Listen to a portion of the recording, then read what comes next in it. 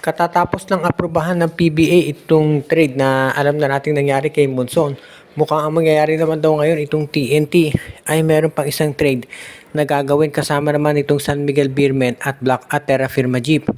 Makukuha daw ng Terra Firma itong si Jeron Teng at mapupunta naman sa TNT si Maverick Hanmisi at sa San Miguel itong si Glenn Cobontin. Mga role players ito pero solid lahat yan. Si Glenn Cobontin magiging magaling na defender yan sa San Miguel plus 3-point shooter ito. Si Maverick Hanmisi naman ganyan din para sa TNT. At si Jeron Teng magiging scorer yan ng Terra Firma. Sa tingin ko hindi malulugi Terra Firma dito kahit na nakikipag-trade sila sa San Miguel at TNT. Actually, mas makikinabang nga sila dahil mas bata ito si Jeron Teng kaysa kay Maverick Hanmisi. Kaya nga itong San Miguel sa tingin ko magagamit naman to si Glenn Cobontin dahil alam natin solido yan sa depensa. Plus isa pang 3-point shooter, maganda yan para sa SMB. Kaya nga ito namang TNT, gusto rin niya siyempre makuha si Maverick Hanmisi dahil maganda yung maging point guard at shooting forward. At ito namang klaseng ganitong trade, no? Sa tingin ko, hindi usually nagte-trade itong San Miguel sa TNT tropa do sa karibal nila. Pero kung ganito naman na makikinabang lahat, bakit hindi? At yan ang dahilan kung bakit itong si Glenn Cobontin sa tingin ko makakatulong yan dito sa San Miguel Beer. Hindi naman yan magiging superstar dyan, pero magiging sendo sa mga maasahan natin na makakatulong sa depensa ng Beermen. At sigurado tayo na ito na yung gagawin itong San Miguel Beer. At ang TNT naman papayag din dyan dahil sila obviously naman gusto nila makuha matagal na raw itong si Maverick Hanmisi. Kaya nga ito naman yung nakikita natin na po pwedeng mangyari talaga.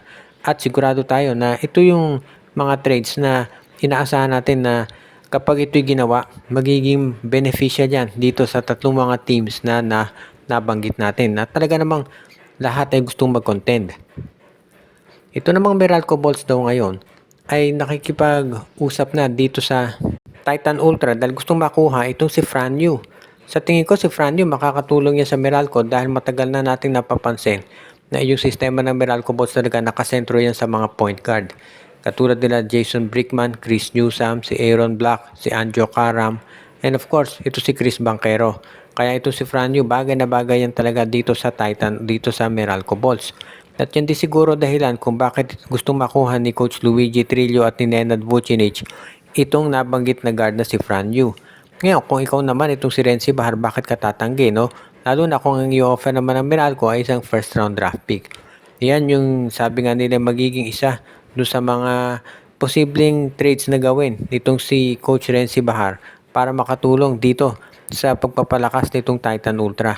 At ang Meralco Bots naman gusto nila na maging mas seryosong contender sila pagdating ng playoffs. Kaya nga gusto nila makuha itong si Franyu dahil alam natin proven player yan. Maski na nung nasa kolehiyo pa. Kaya nga itong si Coach Luigi Trillo, sigurado na puspusan yung pakikipag-negotiate yan dito sa Titan Ultra para ito na yung mangyari. At wala naman akong masasabi talaga at makikita na dahilan kung ba't ito hindi po pwedeng matuloy. Dahil alam natin na ito talagang si MVP. Gusto niya na itong Meralco maging isang legitimate contender na at yan ang dahilan kung bakit nga gumagawa sila ng mga ganitong hakbang. As it is, itong si Franyu, baka ang kapalit yan first round draft pick mula sa Meralco na makakatulong naman dito sa Titan Ultra sa pagre-rebuild ng lineup nila. At yan din siguro yung nakikita nating logic dito sa posibleng gawing move ng Titan Ultra na pag-release pa ng iba nilang top players. At sigurado tayo na yan ay mangyayari na talaga sa lalo't madaling panahon para dito sa Titan Ultra.